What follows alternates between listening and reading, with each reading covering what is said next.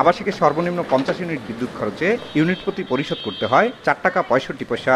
এভাবে পর্যায়ক্রমে 6টি ধাপে 600 ইউনিট পর্যন্ত মূল্য বাড়িয়ে সর্বোচ্চ প্রতি ইউনিটের দাম 14 টাকা 61 পয়সা। এছাড়া অফিস, ব্যবসা প্রতিষ্ঠান সহ বিভিন্ন শ্রেণী বিশেষে প্রতি ইউনিটে 60 টাকা 55 পয়সা থেকে 20 টাকা 17 পয়সা পরিশোধ করতে হয় গ্রাহককে। সঙ্গে আরও যুক্ত হয় ভ্যাট ও ডিমান্ড চার্জ। তবে এর ব্যত্যয় ঘটেছে ঠাকুরগাঁয়ে। গ্রাহকদের অভিযোগ, মিটার না দেখে ভুতুরে বিদ্যুৎ বিলের কাগজ ধরিয়ে দেওয়া হচ্ছে। ফলে কখনো কম আবার কখনো অতিরিক্ত ইউনিটের বোঝা টানছেন গ্রাহকরা। এতে প্রতিনিয়ত অর্থ ব্যয়ের পাশাপাশি নানাভাবে হয়রানির শিকারও হচ্ছেন তারা। বাসা বাড়ির 60 টাকার উপরে আসতেছে, কোনো সময় দেখা যাচ্ছে 60 টাকা 60 পয়সার উপরে আসতেছে। এই মাসে 800-900 টাকা বিল হয়, যেখানে বিল হবে সর্বনিম্ন 400 থেকে 450 টাকা। তা আমার মনে হয় যে আসলে বিদ্যুৎ বিলটা মিটার দেখে মনে করা হচ্ছে না।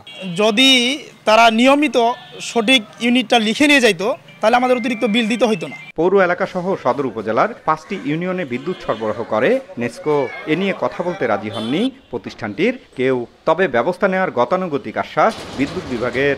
সুনির্দিষ্ট অভিযোগ আসলে সেই অভিযোগের প্রেক্ষিতে যে মিটার রিডার কাজ করে তার বিরুদ্ধে অ্যাকশন নেওয়া হবে এবং প্রয়োজনীয় গ্রাহকের যে প্রবলেম আছে সেটা অবশ্যই সলভ করে দেওয়া হবে। নেসকোর তথ্য মতে ঠাকুরগাঁও সদর উপজেলায় বিদ্যুতের মোট গ্রাহকের সংখ্যা 43,207 জন। এর বিপরীতে মিটার রিডার আছেন 29 জন। জিয়াউর রহমান বকুল, সময় সংবাদ, ঠাকুরগাঁও।